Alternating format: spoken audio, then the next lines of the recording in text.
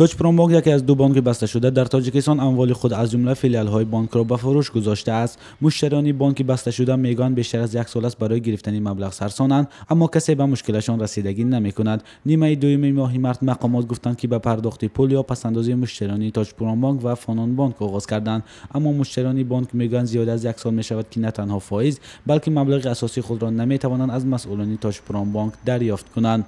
چقدر که من دریافت دارم، چقدر که من خبر دارم، چقدر که حجت رو من نگاه کردم، یگان کس یگان تنگه گرفتگی نیست. همه فقط در می حالت من عرض و شکایت و در می حالت تمام مردم در می حالت چیز گشتن. شخصا خودی منم در می امانت گذاشتگیم. یک سال چند ماه که یگان تینی زر غیر از ما 17,000 که دادن و 17,000 ما بردیم در قرض دادیم دیگر.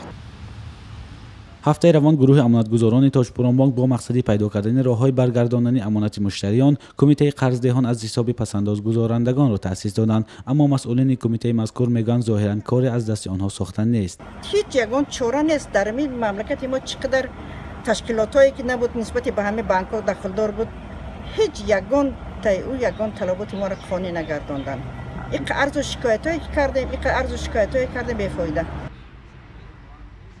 توجپرومبانک و فنون بانک دو بانک در گذشته دچار مشکل آخر ماه فوریه امسال بسته شدند. مقامات در بیانیه رسمی گفتند این تصمیم از طرف رئیس بانک ملی تاجیکستان بر اساس سبب‌های اساسناک گرفته شده است و تاکید کردند که در صورتی از 17,500 تومان زیاد بودن پس‌اندازی مشتریان باقی مانده مبلغ زمانی به فروش رفتن تمام اموال بانک پرداخت می‌گردد.